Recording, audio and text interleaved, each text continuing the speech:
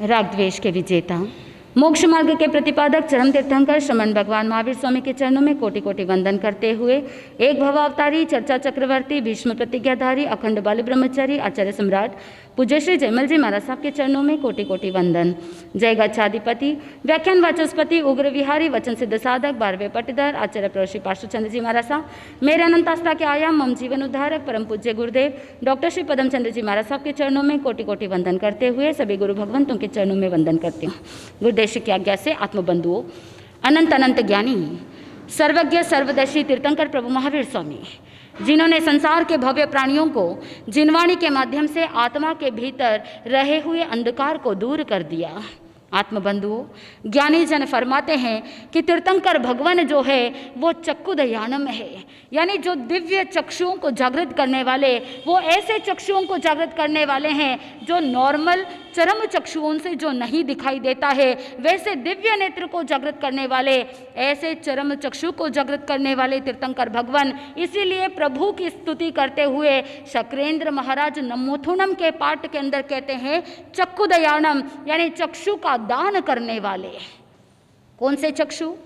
आप भी जब आई कैंप करते हैं तो नेत्रदान के लिए लोग कहते हैं, ऑर्गन डोनेशन की बात करते हैं, तो ऐसे में आप अपने आइस का डोनेशन भी कर देते हो कि जब एक इस गति से प्रस्थान कर जाएंगे तो हमारी आंखें किसी न किसी को काम आ जाएगी, ऐसा सोच करके आप नेत्रदान करते हो। लेकिन ज्ञानी जन कहते हैं केवल द्रव्य से कुछ होने वाला नहीं, आप अपने भीतर झांक करके देखो। बाहर से तो इन आंखों से आप जो दृश्य देख रहे हो, केवल उस दृश्य से आत्मा का भला होने वाला नहीं है। ज्ञानी जन ने कहा कि जब तक विवेक रूपी नेत्र नहीं खुल जाता, जब तक आत्मा के नेत्र नहीं खुल जाते, तब तक आत्मा का उत्थान कैसे होगा। और आत्मा का उत्थान अगर करना है तो द्रव्य शुद्धि और भाव शुद्धि ये दोनों ही आवश्यक है।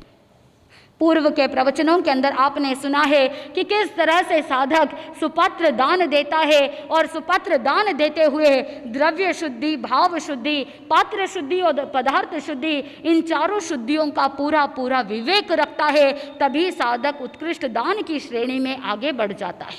आत्मबंधुओं, कोई व्यक्ति सोचता है कि द्रव्य शुद्ध है तो वहाँ पर भाव शुद्धि की क्या अपेक्षा है, तो वहाँ पर ज्ञानी जन कहते हैं अगर केवल द्रव्य शुद्धि रहती है और भाव शुद्धि नहीं हो तो ऐसे में धर्म का सार मिलता नहीं है। और अगर केवल भाव शुद्धि है लेकिन द्रव्य से लापरवाही है तो फिर साधना फलीभूत नहीं हो पाती है। आत्मबंधुओं, जैसे एक कांच का दीपक है, आपने अगर दीपक जलाना है और प्रकाश प्राप्त करना है तो फिर क्या करना होगा? कांच का दीपक है तो वो जो कांच का गोला है उसे भी साफ रखना होगा, घी भी डालना होगा, और वो जो बाती है बाती भी शुद्ध होनी चाहिए। लेकिन अगर आपने केवल बाहर से सफाई की, कांच तो साफ है लेकिन बाती अगर भीगी हुई है, और ऐसे में क्या प्रकाश फैलेगा? नहीं फैल पाएगा। मान लो कि बाती भी अच्छी है, कांच भी आपने साफ कर दिया है, लेकिन जो घी आपने डाला है वो घी अगर खट्टा है और दीपक जलाने पर वो दीपक बदबू देगा। क्यों बदबू देगा? क्योंकि घी क्या है? घी खराब है, इसलिए उस दीपक को जलाने पर पूरे कमरे के अंदर बदबू फैल जाएगी। इसीलिए ज्ञानी जन ने कहा कि बाहर के पदार्थों की शुद्धि के साथ साथ द्रव्य शुद्धि के साथ भाव शुद्धि होना अति आवश्यक है। अगर केवल द्रव्य शुद्धि करते हैं तो इसका मतलब क्या हुआ कि जो कमल का फूल है, उस कमल के फूल के ऊपर कीचड़ की जो धूल मिट्टी लगी हुई है, उस मिट्टी को धोने जैसा है। और अगर भाव शुद्धि रही तो भीतर रहे हुए केसर की सुगंध को फैलाने जैसा है। आत्मबंधुओं, आप कहोगे कि कीचड़ में ही तो कमल उगता है, द्रव्य शुद्धि की क्या आवश्यकता है? लेकिन ज्ञानी जन कहते हैं कि कमल कीचड़ में खिलता है लेकिन कीचड़ से वह अछूता रहता है, कीचड़ का एक भी बूंद उस कमल के ऊपर लगता नहीं है। ठीक वैसे ही अगर संसार रूपी कीचड़ में आप रह रहे हो तो आपको भी क्या करना पड़ेगा? उस कीचड़ से अछूता रहना पड़ेगा। यानी द्रव्य शुद्धि भी महत्वपूर्ण है और भाव शुद्धि भी महत्वपूर्ण है। आप अपने जीवन के व्यवहार के अंदर भी देख करके चिंतन कीजिए। केवल आहार शुद्ध की आवश्यकता नहीं, आहार शुद्धि के साथ साथ मन को भी पवित्र करना बहुत ज़रूरी है। केवल आपने अच्छे से अच्छे भोजन कर लिया, हेल्दी फूड खा लिया, लेकिन मन के अंदर बहुत दूषित विचार है, तो क्या वो भोजन रास आएगा? नहीं आएगा। ठीक वैसे ही आपके जो रिलेशंस है, आपके जो संबंध है, उस संबंध के अंदर आपने बाहर का शिष्टाचार तो निभा लिया, लेकिन हृदय के अंदर सच्चाई नहीं, हृदय के अंदर प्रेम भावना नहीं, तो क्या वो संबंध काम आएंगे? नहीं आएंगे। आप अगर व्यापार करते हो या नौकरी करते हो, व्यापार के दौरान अगर आपने ईमानदारी की भावना नहीं रखी, आपने अपने नियमों का पालन नहीं किया, तो क्या आप व्यापार व्यवस्थित तरीके से कर सकते हो? चाहे वो स्वयं का ही व्यापार क्यों ना हो, खुद का बिजनेस क्यों ना हो, उसमें ईमानदारी चाहिए और नियम के अंदर कटिबद्धता चाहिए। अगर आपने कोई नियम नहीं बनाए बिजनेस के अंदर, अगर आपने अपने जीवन में कुछ रूल्स एंड रेगुलेशंस नहीं बनाए कि मुझे बिजनेस किस तौर पर करना है, कितना इन्वेस्टमेंट होगा, कितना प्रॉफिट कमाना है, क्या लक्ष्य है, कितना टारगेट बनाया है, और मुझे अपनी प्रामाणिकता, नैतिकता और ईमानदारी के साथ कैसे बिजनेस करना है, अगर ये सारी चीजें नहीं रही, एक आउटलाइन लेआउट नहीं बनाया, तो क्या आपका बिजनेस काम आएगा? चिंतन कीजिए। इसीलिए ज्ञानी जन कहते हैं कि द्रव्य शुद्धि जितनी जरूरी है, उतना का उतना भाव शुद्धि भी आवश्यक है। इसीलिए आत्मबंधुओं, भाव शुद्धि के लिए प्रभु महावीर स्वामी का जीवन सबसे श्रेष्ठ उदाहरण बताया जाता है। चाहे बाहर की परिस्थितियां कैसी भी हो, चाहे कैसा भी वातावरण क्यों ना हो, कितने कष्ट सहे, कितने परिश्रम सहे, कितने उपसर्ग सहे, लेकिन फिर भी प्रभु महावीर स्वामी की भावना इतनी निर्मल थी, इतनी पवित्र भावना थी कि जहाँ पर कहीं पर भी कोई द्वेष की भावना नहीं, कोई आक्रोश नहीं, कहीं रोष नहीं, कोई नेगेटिव थॉट्स नहीं, हमेशा पॉजिटिव रहने वाले, क्षमा भाव में रहने वाले, शांत स्वभाव में रहने वाले, ऐसे प्रभु महावीर स्वामी की भाव शुद्धि इतनी अधिक कि द्रव्य शुद्धि रहे या न रहे कोई फर्क नहीं पड़ता। आत्मबंधुओं, पूर्व के प्रवचनों के अंदर आपने सुना था कि किस तरह से प्रभु महावीर स्वामी अपनी साधना को आगे बढ़ा रहे हैं, और साधना का पहला सोपान है द्रव्य शुद्धि, और अगर साधना को सफल बनाना है तो भाव शुद्धि अति आवश्यक है। प्रभु महावीर स्वामी अपनी साधना में आगे बढ़ रहे हैं। वैशाली नगरी में 11वां चतुर्मास किया। आपने सुना कि किस तरह से प्रभु महावीर स्वामी ने चतुर्मासी तप किया, 4 महीने तक उपवासी रहे, प्रतिमा को धारण करके साधना करते रहे, और साधना करते करते प्रभु महावीर स्वामी ने चौमासी तप कर लिया। और इस समरो ध्यान के अंदर जब भगवान महावीर स्वामी बलदेव के मंदिर में ध्यानस्थ खड़े थे चतुर्मास में, भूतेंद्र और नागेंद्र भी वंदन करने आते हैं, स्तुति भक्ति करते हैं। ये सारा प्रसंग आपने सुना। आत्मबंधुओं, अब प्रभु महावीर स्वामी को पालना करना है। वैशाली नगरी के अंदर प्रभु महावीर स्वामी घर घर विचरण कर रहे हैं। आत्मबंधुओं, इसी वैशाली नगरी के अंदर एक सेठ था, जिस सेठ का नाम था जिनदत्त। जिनदत्त बहुत ही श्रद्धालु, दयालु था और मन के अंदर धर्म के प्रति अटूट भावना रखने वाला। लेकिन इतना धन वैभव संपत्ति रहने के बावजूद एक समय में वो बहुत ही समृद्ध था, लेकिन कर्मों का मारा, जब पाप कर्म उदय के अंदर आते हैं तो पुण्य क्षीण होने के कारण से सारा धन वैभव संपत्ति क्षीण हो गया, समृद्धता चली गई। इसीलिए उसका नाम क्या रखा गया? जीर्ण सेठ। सभी लोग उसे जीर्ण सेठ कहने लगे। जीर्ण का मतलब जो समाप्त हो गया है, जीर्ण यानी खत्म हो गया है, जीर्ण यानी क्षीण हो गया है। शरीर किसे कहते हैं? शरीर वो जो कभी शरीफ नहीं होता है, क्षण क्षण में जो क्षीण होता है वो शरीर। व्यक्ति को लगता है कि हम एक बार जिंदगी में मरते हैं, लेकिन आगमकार कहते हैं कि ये शरीर क्षण क्षण में क्या हो रहा है? क्षीण हो रहा है। हर पल हर क्षण ये शरीर मरता जा रहा है, और विज्ञान भी इसके लिए साक्षी है। आज का विज्ञान भी कहता है कि हमारे शरीर के अंदर इतनी सारी कोशिकाएं हैं, मिलियंस एंड ट्रिलियंस जो कोशिकाएं हैं वो सारी कोशिकाएं, कितनी ही कोशिकाएं मरती रहती है और कितनी ही नई कोशिकाएं जनरेट होती रहती है। ऐसे ज्ञानी जन कहते हैं कि ये शरीर पल पल क्षीण होता जा रहा है। आयुष्य के पुद्गल एक एक करके क्षीण होते जाते हैं और जिस दिन सारे पुद्गल क्षीण हो जाते हैं तो ये शरीर छोड़ करके आत्मा प्रस्थान कर जाती है। इसीलिए ज्ञानी जन कहते हैं कि पुद्गल का स्वभाव है जीर्ण होना, सड़न गलन विध्वंसन, ये पुद्गल का स्वभाव है। आपको पता है कि ये शरीर सड़ेगा, गलेगा और एक दिन नाश हो जाएगा, लेकिन फिर भी इस शरीर के ऊपर व्यक्ति क्या करता है, इतराता है। धन वैभव संपत्ति भी कभी ना कभी क्षीण हो ही जाता है। अगर पुण्यवानी में कसर रहेगी तो क्षीण हो जाएगा, लेकिन जो साधक धर्म की भावना को जागृत रखता है, धर्म का साथ कभी छोड़ता नहीं, वो व्यक्ति जीवन में चाहे कैसी भी परिस्थिति आ जाए फिर भी वो हमेशा संतोषी ही रहेगा। आत्मबंधुओं, कुछ लोग ऐसे होते हैं कि जब सुख के समय में भगवान को भी याद करते हैं, सुख के समय में धर्म आराधना भी करते हैं, और कुछ ऐसे लोग होते हैं कि जब दुख आता है उस समय दर दर की ठोकरें खाते हुए ना जाने कहाँ कहाँ पूछ करने के लिए दौड़ेंगे, और कोई कह देंगे कि इस मंत्र की उपासना करो तो उपासना कर लेंगे, इस साधना को करना है, उसके पास जाना है। आप डोरा डांडा टोने टोटके सब जगह चले जाओगे, किसके लिए? दुख को अंत करने के लिए।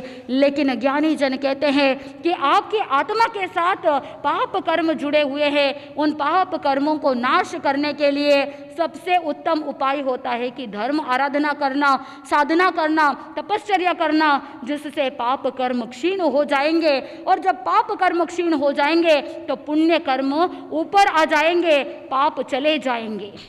जब तक आप ये टेक्निक नहीं समझ पाएंगे तब तक दर दर की ठोकरें खाते रहोगे, लेकिन कोई वांछित लाभ मिलने वाला नहीं है।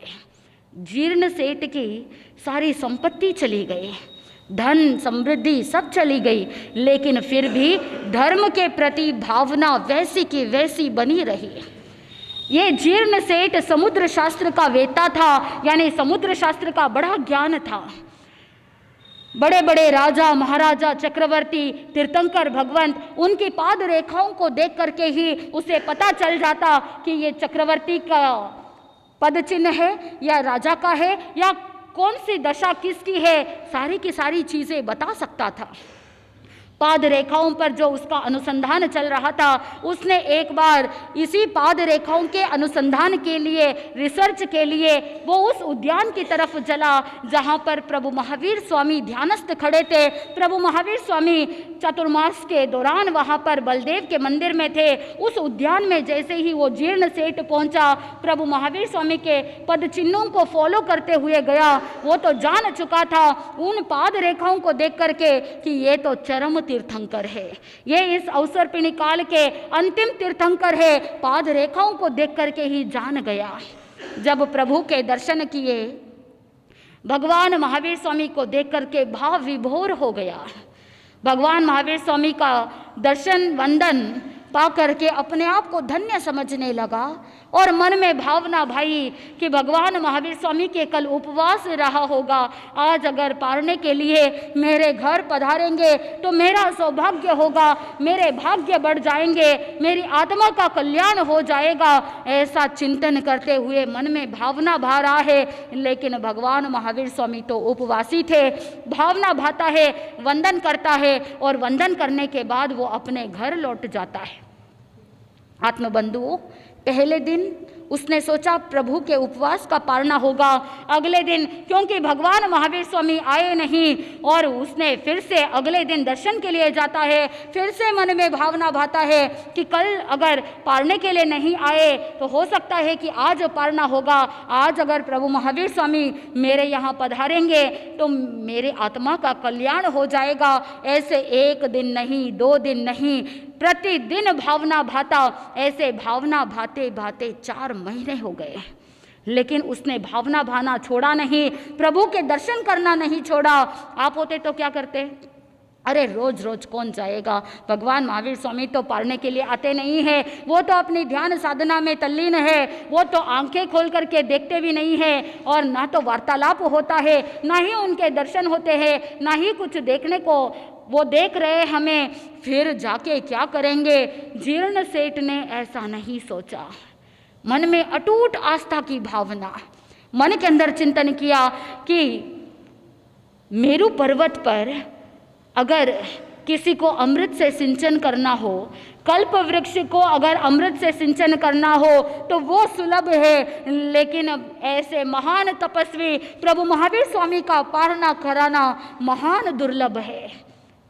जीर्ण सेठ विचार कर रहा है कि 4 महीने से मैं भावना भा रहा हूँ, लेकिन प्रभु महावीर स्वामी पालने के लिए आए नहीं। हो सकता है कि चातुर्मासी तप होगा, और जब चातुर्मास पूर्ण हुआ तो मन के अंदर भावना भा रहा है कि कल्प वृक्ष को अमृत से सिंचना आसान है, लेकिन प्रभु का पालना कराना हर किसी के बस की बात नहीं। वो बहुत पुण्यशाली होगा जीव, जो भाग्यशाली है, पुण्यशाली है, उसी को पालना करवाने का अवसर मिलेगा।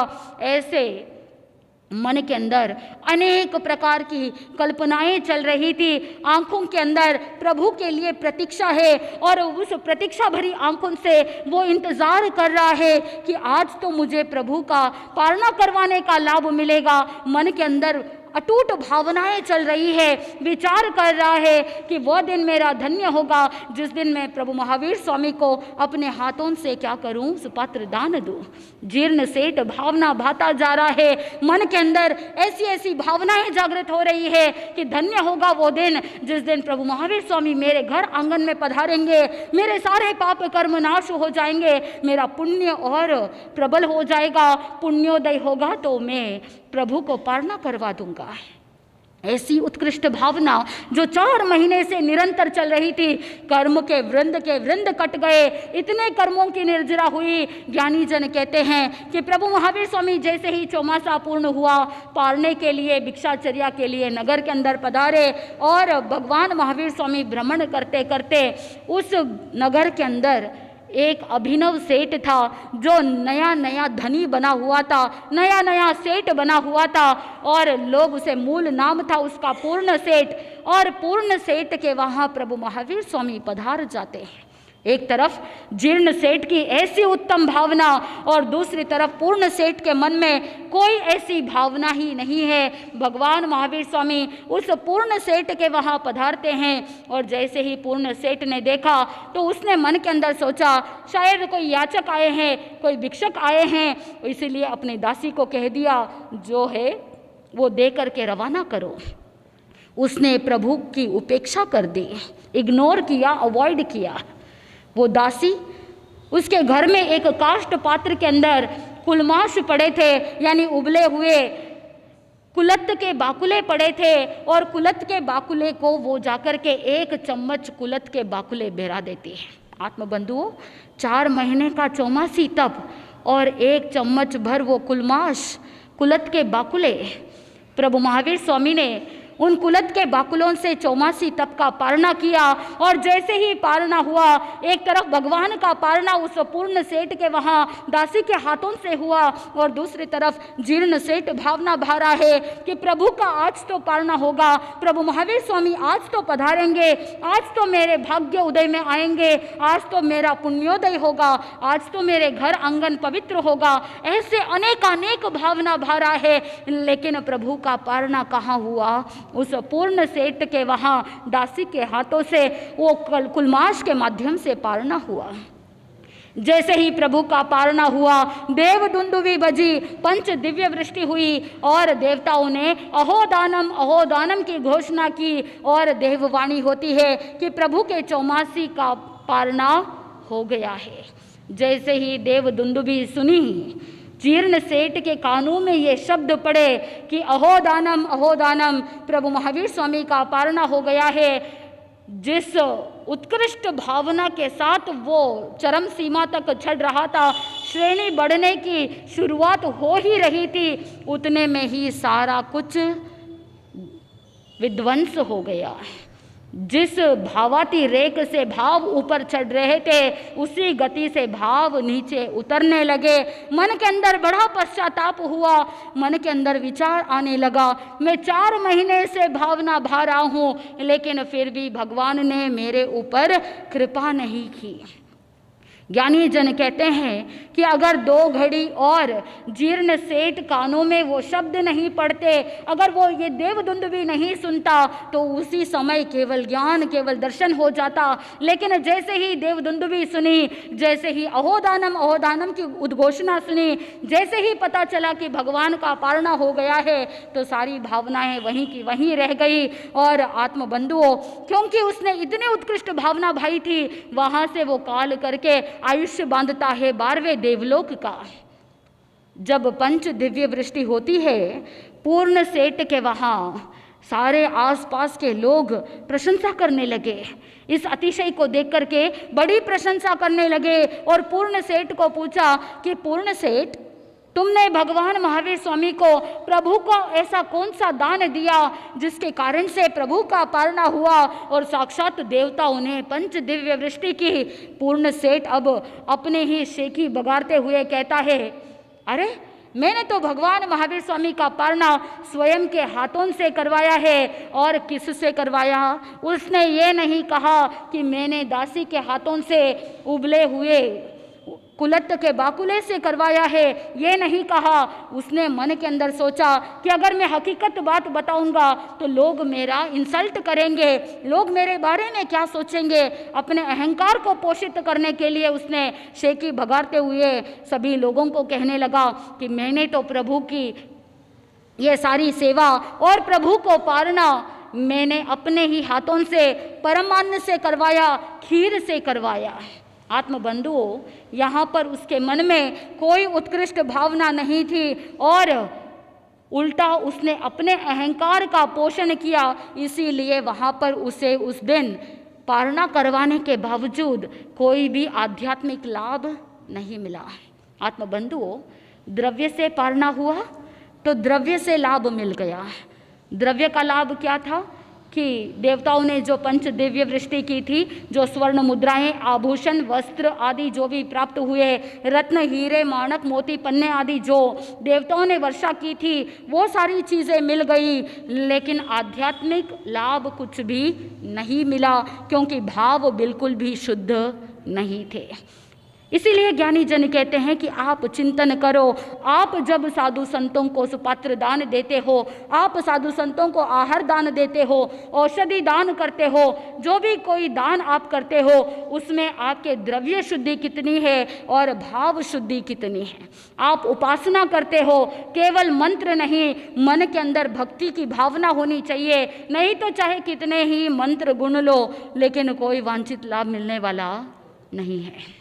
आत्मबंधुओं, प्रभु का जैसे ही पारणा हुआ, भगवान महावीर स्वामी वहाँ से प्रस्थान करते हैं, विहार करते हैं और वैशाली नगरी से विहार करते हुए भगवान सुमसुमारपुर पहुँचते हैं। और जैसे ही भगवान महावीर स्वामी सुमसुमारपुर पहुँचते हैं, भगवती सूत्र के अंदर उल्लेख मिलता है कि जहाँ पर भगवान महावीर स्वामी गौतम स्वामी को संबोधित कर रहे हैं कि जब मैं छद्मस्त अवस्था में था और मेरी छद्मस्त अवस्था के दौरान संयम के 11 वर्ष बीत चुके थे और विहार करते हुए मैं जब सुमसुमारपुर गया, उस समय जब अट्ठम तप करते हुए एक रात्रि की महाप्रतिमा धारण किए हुए था, उस समय चमरेंद्र मेरी शरण में आता है।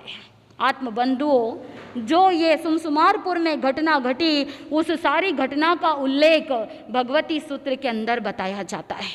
आत्मबंधुओं, प्रभु महावीर स्वामी जिस समय सुमसुमारपुर थे, उस समय चमरेंद्र, जो चमरचंचा राजधानी का इंद्र कहलाता है, ज्ञानी जन कहते हैं कि वैसे भवनपति देव कितने होते हैं? 10 भवनपति देव होते हैं। और जब आपने भगवान महावीर स्वामी के जन्म कल्याण के बारे में सुना था, तब आपने ये भी सुना था कि भगवान के जन्मोत्सव मनाने के लिए 64 इंद्र आते हैं और उन 64 इंद्रों में से 10 भवनपति के 20 इंद्र होते हैं। तो जो पहले पहले भवनपति होते हैं असुर कुमार, उन असुर कुमार के 2 इंद्र होते हैं, चमरचंचा राजधानी के चमरेंद्र और बलि चंचा के राजधानी के बलेंद्र होते हैं। ऐसे 2 इंद्र में से एक इंद्र है चमरचंचा राजधानी का चमरेंद्र। आत्मबंधुओं, ये चमरेंद्र भगवान महावीर स्वामी की शरण को ग्रहण करके आगे ऊपर के देवलोक में जाने के लिए तैयारी करता है। और ये चमरेंद्र कौन है, पूर्व भव में ये कौन था? आत्मबंधुओं, चमरेंद्र के पूर्व भव के बारे में उल्लेख करते हुए आगमकार बताते हैं कि एक बार विंध्याचल पर्वत के तलहटी पर विभेल नाम का एक गांव था और उस विभेल गांव के अंदर एक पूर्ण नाम का गृहपति था। पूर्ण सेठ की कथा अलग है और ये पूर्ण अलग है, दोनों अलग अलग है, मिक्स मत समझना। ये पूर्ण नाम का गृहपति था और ये गृहपति बहुत ही धनवान, रिद्धि संपन्न, धन वैभव संपत्ति, हीरे माणक मोती पन्ने आदि विपुल मात्रा के अंदर। और एक बार उस पूर्ण गृहपति के मन में विचार आया, मेरे पूर्व भव के पुण्य उपार्जन करने के कारण से ही आज मेरे घर के अंदर समृद्धि है, धन है, वैभव है, भोजन की विपुल मात्रा में सामग्री है, किसी वस्त्र की, किसी पदार्थ की कोई कमी नहीं। और जैसे जैसे मैं इन सभी उत्तम भोगों को भोग रहा हूँ, इसका मतलब ये हुआ कि पूर्व भव में उपार्जित किया हुआ पुण्य अब क्या हो रहा है, क्षीण होता जा रहा है, पुण्य खर्च होता जा रहा है। और ऐसे ही अगर मैं उत्तम भोगों को भोगते हुए जीवन व्यतीत कर लूँगा तो फिर सारा पुण्य समाप्त हो जाएगा। और जब पुण्य क्षीण हो जाएगा तो पाप कर्म उदय के अंदर आएंगे, और पाप कर्म उदय में आएंगे तो फिर मेरा भविष्य अंधकारमय हो जाएगा। इसीलिए वो पूर्ण गृहपति मन के अंदर विचार करता है कि समय रहते मुझे अपने शुभोदय होते हुए ही भविष्य का उज्जवल निर्माण करना चाहिए। अगर मैं अभी समय रहते, अभी तो पुण्यवानी प्रबल है, अभी मैं आगे पुरुषार्थ कर सकता हूँ, और अभी अगर मैंने पुरुषार्थ नहीं किया तो सारा जब शरीर भी क्षीण हो जाएगा और पुण्य कर्म भी अगर क्षीण हो गए तो फिर मेरे पास कुछ बचेगा ही नहीं। इसीलिए समय रहते मुझे अपने भविष्य का क्या कर लेना चाहिए, भाता बांध देना चाहिए।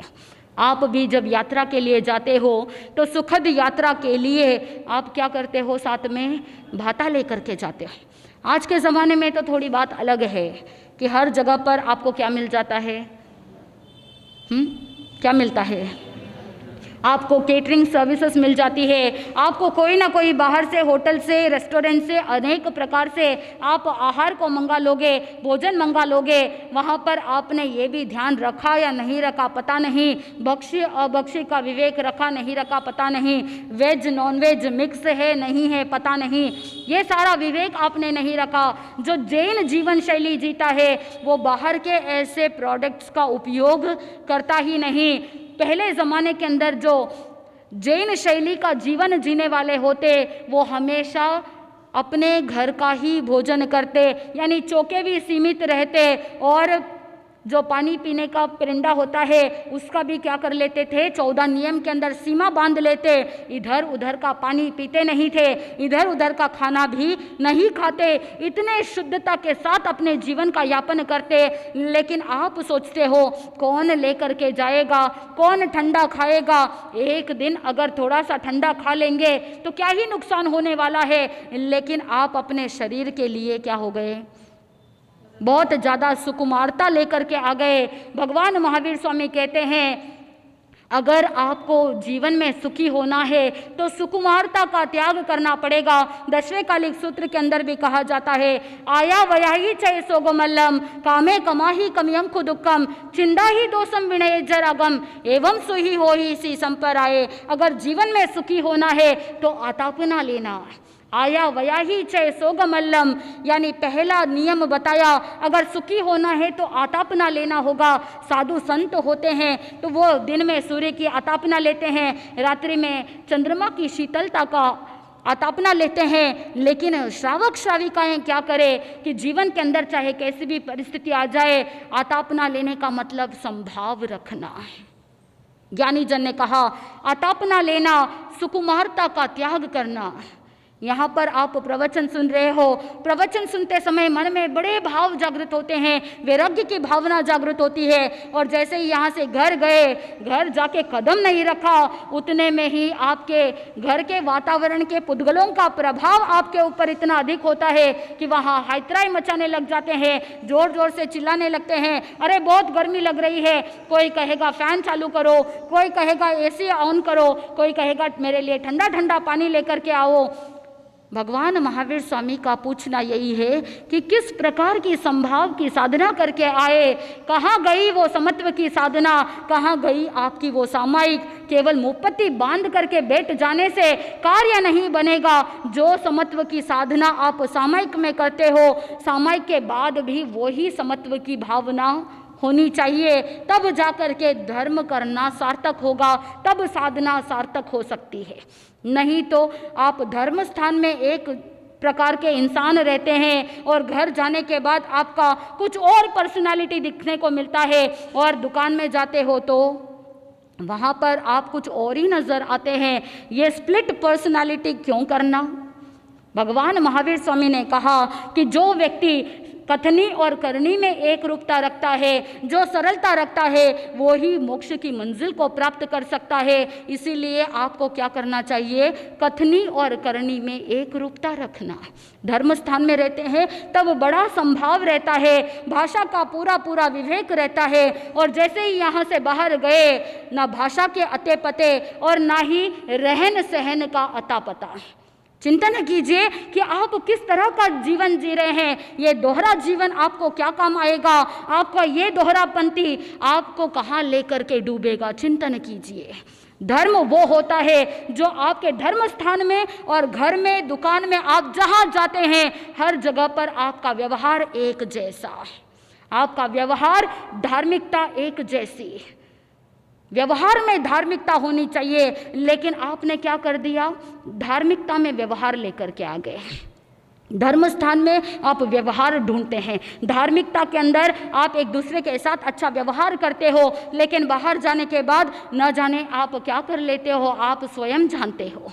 इसीलिए ज्ञानी जन कहते हैं अगर साधना शुद्धता के साथ करनी है तो एक रूपता लानी होगी, और द्रव्य से और भाव से दोनों तरफ से एक जैसा होना चाहिए। नहीं तो वो साधना आप भले ही कितने ही सामायिक कर लो, न जाने कितने ही धर्म आराधना कर लो, लेकिन आप जहाँ थे वहीं के वहीं रह जाओगे। जो साधना करके आत्मा को आगे बढ़ाना था, कहीं पर भी नहीं पहुँच पाएंगे। अगर जीवन में आगे बढ़ना है तो कथनी और करनी में एक रूपता लानी होगी। प्रभु महावीर स्वामी कहते हैं कि अगर सुखी होना है, आया वयाही चै सोगमल्लम, यानी पहले आता अपना लो, उसके बाद सुकुमारता का त्याग करो।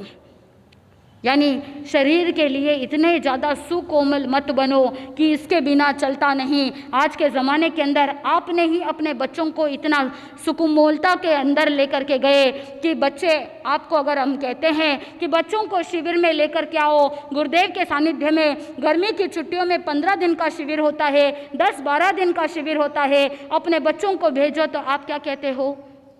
बोल तो दीजिए। सच्चा श्रावक तो वो होता है जो अपने गुरु के प्रति समर्पित रहता है, और स्वयं समर्पित होने के साथ साथ अपने बच्चों को भी गुरु भगवंतों के साथ जोड़ने का प्रयास करता है। अपने परिवार के जितने भी सदस्य हैं उन सबको बारी बारी गुरुदेव के मार्गदर्शन के लिए, गुरुदेव के दर्शन के लिए जाना, गुरुदेव की सेवा में जाकर के पूरे साल भर में जो भी गलतियाँ हुई, साल भर में जो भी कठिनाइयाँ हुई, उन सब का गुरु भगवंतों के पास जाकर के आलोचना करना, और जीवन में आगे बढ़ने के लिए, नए रास्ते प्राप्त करने के लिए, साधना के मार्ग पर आगे बढ़ने के लिए गुरु भगवंतों से मार्गदर्शन लेना। आप चिंतन कीजिए कितने लोगों ने ऐसा किया कि मैं अपने बच्चों को अपने गुरु भगवंतों की सेवा में साल में एक बार भेजूं, जिसके माध्यम से मेरे बच्चे गुरु भगवंतों की सेवा में रहेंगे, गुरु के मार्गदर्शन में रहेंगे, तो जिंदगी में कभी भी भटकेंगे नहीं, जिंदगी में कभी भी गलत काम नहीं करेंगे, जिंदगी में कभी भी गलत कदम नहीं उठाएंगे। कितने लोगों ने ऐसा किया कि जहाँ पर संकल्प करके साल में एक बार गुरुदेव की सेवा में भेजा हो। चिंतन कीजिए, अगर आपके बच्चे धर्ममय रहेंगे, अगर आपके बच्चों में वो संस्कार रहेंगे, गुरु भगवंत उनसे जुड़ाव रहेगा, तो आपके ही बुढ़ापा सुरक्षित रहेगा। नहीं तो आज के ज़माने में कौन किसकी सेवा करेगा, ये तो प्रभु महावीर स्वामी जानते हैं, केवली भगवान जानते हैं कि आज के ज़माने के अंदर जो दौर चल रहा है, बूढ़े माँ बाप को देखने वाले कोई नहीं मिलते, उनकी सेवा करने वाले कोई नहीं मिलते। इसीलिए सबसे पहले प्रभु ने कहा, सुखी होना है तो सुकोमलता का त्याग करना होगा। इतने ज़्यादा टच मी नॉट प्लांट के जैसे मत रहो, छुई मुई के जैसे मत बनाओ अपने बच्चों को कि थोड़ा सा कुछ कठिनाई आ गई तो हिम्मत हार जाते हैं। ऐसे में ही आज के ज़माने में कितने ही ऐसे बच्चे होते हैं जो परीक्षा में अगर कम मार्क्स आ जाते हैं, फेल हो जाते हैं, तो ना जाने कितना डिप्रेशन में चले जाते हैं, कोई सुसाइड अटेम्प्ट के लिए चले जाते हैं। आप देखो कि कोटा के अंदर जब नीट एग्जाम की तैयारी करते हैं, आए दिन सुनने को मिलता है इतने सारे लोग सुसाइड कर लेते हैं। उन बच्चों के अंदर वो धैर्य, वो सहनशीलता क्यों नहीं है? क्योंकि सुकोमल बन गए हैं, इसीलिए वो धैर्य नहीं रख पाते। अगर आपने पहले से ही संस्कार दिए होते कि जीवन में हार जीत तो लगी रहती है, कभी ऊपर तो कभी नीचे, जब पाप कर्म उदय के अंदर आते हैं तो जीवन नीचे के स्तर पे चला जाता है। वही अगर पुण्य को बढ़ा दिया तो ये जीवन ऊपर उठ जाएगा। ये जीवन तो रोलर कोस्टर के जैसा है, जैसे आप झूला झूलते हैं तो झूला कभी ऊपर जाता है तो कभी नीचे आता है, वैसे ही जिंदगी भी है। तो ये सत्य तथ्य अगर आप जान लोगे तो आपके भीतर भी गुरु भगवंतों के प्रति, धर्म के प्रति समर्पणता की भावना रहेगी और संघ के प्रति भी समर्पण भावना रहेगी। नहीं तो ना आप जुड़ पाते हो, ना ही आप आपके आने वाली पीढ़ी को जोड़ पाते हो। आपको एक कदम आगे बढ़ाना होगा। अगर आपकी उपासना को शुद्ध बनाना है तो भाव शुद्धि के साथ साथ द्रव्य शुद्धि भी चाहिए। बहुत से ऐसे लोग हैं जो हमको कहते हैं, स्वामी जी हर साल गुरुदेव के जाने का, इतना दूर कैसे जाना, क्यों जाना? हम तो यहीं से मन में क्या कर लेते हैं, भावना भा लेते हैं, यहीं से वंदन कर लेते हैं। फिर तो यही बात हुई, तो फिर भोजन क्यों करना? सामने भोजन पड़ा है, मन में भावना भा लो, पेट भर जाएगा, काम बन जाएगा। भोजन करने की क्या ज़रूरत है? क्या ऐसा करते हैं? नहीं करते। डॉक्टर का काम डॉक्टर करेंगे, गुरु का काम गुरु करेंगे, भोजन का काम भोजन करेगा। इसीलिए हर एक वस्तु का अपना अपना महत्व है। आप सोचोगे कि मैं अपने आप मेरा इलाज कर लूँगा, मेरी किस्मत में रहेगा तो मैं ठीक हो जाऊँगा, तो फिर सारे हॉस्पिटल्स क्या हो जाने चाहिए थे? बंद हो जाने चाहिए थे। लेकिन ज्ञानी जन कहते हैं कि संसार के अंदर हर एक वस्तु का, हर एक इंसान का अपना अपना महत्व है। हर एक व्यक्ति अपने अपने फील्ड में एक्सपर्ट होते हैं और हर एक व्यक्ति को एक्सपर्ट की सलाह की ज़रूरत हमेशा रहती है।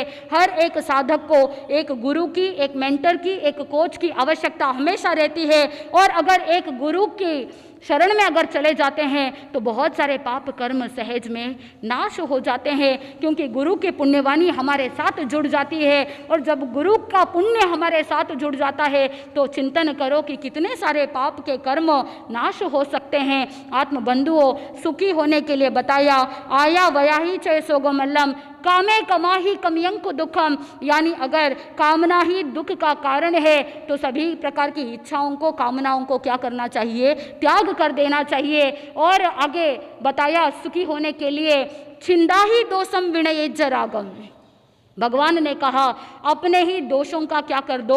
छेदन कर दो। दूसरों के दोषों को मत देखो, खुद के दोषों का छेदन कर दो।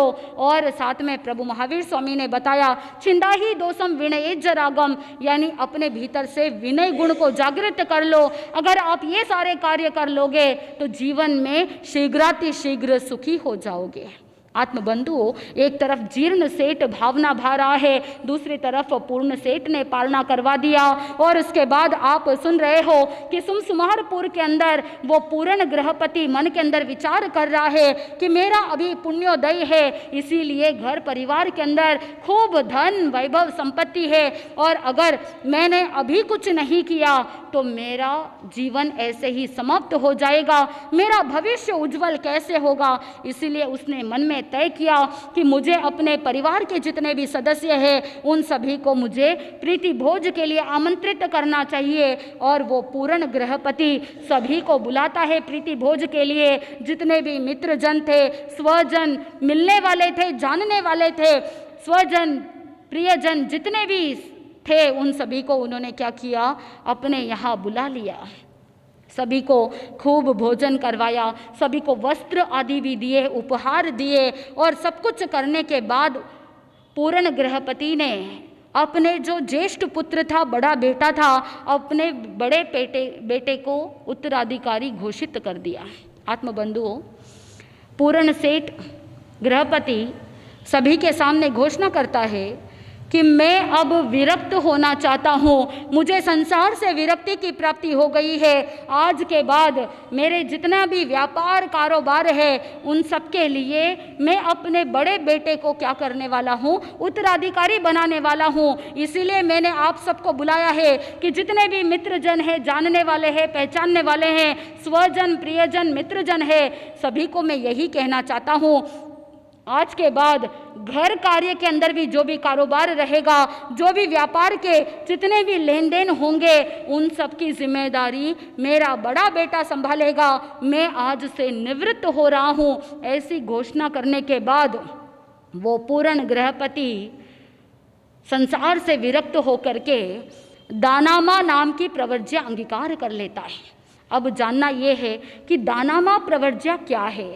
उसने मन के अंदर चिंतन किया कि मैं दानामा प्रवर्ज्या अंगीकार करूंगा, जिसके अंदर मैं बेले बेले पालना करूंगा। और बेले बेले पालने के साथ साथ मैं तपोभूमि के अंदर आतापना लेने वाली भूमि के ऊपर दोनों हाथों को ऊपर उठा करके सूर्य के सम्मुख खड़े होकर के आतापना लूंगा। और ऐसे तपस्या करते समय पालने के दिन पालना करूंगा।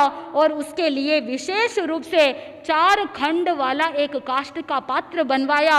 और उसने मन के अंदर संकल्प कर लिया कि इस पात्र के अंदर पहले खंड में जो भी आहार आएगा, तो रास्ते के अंदर जो भी मिलने वाले पथिक होंगे, पहले खंड में आया हुआ आहार मैं उन सभी पथिकों को खिला दूंगा।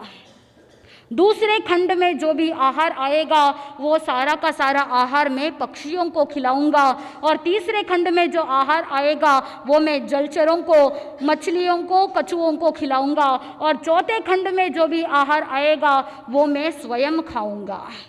इस तरह से उसने विशेष रूप से 4 खंड वाला काष्ठ का पात्र बनवाया और उसने दानामा नाम की प्रवर्ज्या को अंगीकार कर लिया। ऐसे बेले बेले पालना कर रहा है, सूर्य की आतापना ले रहा है। ऐसे बहुत कठिन उग्र तप करने के कारण से शरीर सूख गया। शरीर ऐसा सूखा कि मांस भी सूख गया, केवल हड्डियों की रचना दिख रही है, हड्डियों का ढांचा दिख रहा है। शरीर शक्तिहीन हो गया है, शरीर में शक्ति बची नहीं। उसने मन के अंदर चिंतन किया कि अब मेरा समय निकट आ चुका है। इसीलिए उसने 30 दिन का अनशन किया, सल्लेखना संतारा ग्रहण किया। और 30 दिन के अनशन के बाद उसने पातोपगमन संतारा ग्रहण करते हुए वहाँ से काल करता है। आत्मबंधुओं, आहार पानी का त्याग किया, लेकिन ये जो दानामा प्रवर्ज्या के अंदर उसने अज्ञानता के कारण से जो तप किया वो बाल तप की श्रेणी में आता है। और जब वहाँ से काल करता है तो वहाँ से चमरचंचा राजधानी में उस समय कोई इंद्र नहीं था, कोई पुरोहित नहीं था। और ये पूर्ण गृहपति यहाँ से काल करके चमरचंचा राजधानी में चमर नाम का इंद्र बनता है। उपपात सभा के अंदर देवशैया में वो चमरेंद्र के रूप में उत्पन्न होता है। आगे के प्रवचन में आप सुनेंगे कि किस तरह से चमरेंद्र 500 पर्याप्तियों को पूर्ण करने के बाद उपपात सभा में देवशैया में जब उत्पन्न होता है तो अवधि ज्ञान के माध्यम से पहले क्या देखता है, अवधि ज्ञान के माध्यम से देखने के बाद क्या चिंतन करता है और चतुर्दशी के दिन उत्पन्न होने के बाद उसने किस तरह का पहले देवलोक के अंदर जाकर के उपपात मचाया और प्रभु की शरण लेने के कारण से कैसे वो चमरेंद्र अपने प्राणों को बचा लेता है, ये सारा का सारा प्रसंग हमें जानना है। और आगे के प्रवचनों के अंदर आप सुनेंगे कि प्रभु महावीर स्वामी के साधना काल का 12वां वर्ष भी आने वाला है और 12वें वर्ष के अंदर जब प्रभु महावीर स्वामी कौशाम्बी नगरी पहुंचने वाले हैं, वहां पर प्रभु महावीर स्वामी दास प्रथा का अंत करने के लिए और चंदनबाला का उद्धार करने के लिए 13 प्रकार के अभिग्रह को कैसे धारण करेंगे, क्या भगवान महावीर स्वामी के अभिग्रह पूर्ण होंगे, चंदनबाला का उद्धार होगा और उसके बाद प्रभु महावीर स्वामी का केवल ज्ञान भी कैसे प्राप्त होने वाला है, ये साधना का अंतिम पड़ाव कैसा होने वाला है, क्या इस 12वें वर्ष में भी भगवान महावीर स्वामी को कष्ट आने वाले हैं, ये सारा का सारा प्रसंग जैसे जैसे हम सुनेंगे हमारे भीतर से भी प्रभु के प्रति श्रद्धा जागृत हो जाएगी। मन के अंदर एक शुभ चिंतन कि मैं अपने भावों को शुद्ध रखूं और समय रहते अपने भविष्य का उज्जवल निर्माण करूं और पुण्योदय होते हुए ही पुरुषार्थ करूं ताकि मेरा भविष्य सेफ रहे, मेरा भविष्य उज्जवल रहे। नहीं तो उस पूर्ण ग्रहपति के जैसे अगर बाल तप के अंदर चले गए, नेगेटिविटी में चले गए, तो कहीं चमरेंद्र जैसे भवनपति के नीची जाति के देव ना बनना पड़े। इसीलिए ज्ञानी जन कहते हैं कि धर्म की यथार्थता को समझो, धर्म के मर्म को समझो और तपस्या करो तो सकाम निर्जरा करने के लिए यानी आत्मा को मोक्ष की मंजिल की ओर ले जाने के लिए कर्म की निर्जरा करने के लक्ष्य से तपश्चर्या करना और पुण्य जब रहता है शेष, उसी समय ज़्यादा से ज़्यादा धर्म आराधना करते हुए अपने आत्मा को और ज़्यादा भावित करना चाहिए। और जो साधक अपनी आत्मा को भावित करेगा आनंद की प्राप्ति होगी। आनंद ही आनंद बोले श्री जैन धर्म की जय।